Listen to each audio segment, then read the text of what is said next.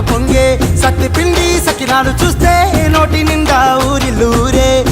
పొద్దున్నే తమ్ముళ్ళు లేచి పూల కోసం బయలెల్లి ఉరికే శాపపరిచి వాకిళ్ళలోన చెల్లెళ్ళంతా బతుకమ్మ పేర్చే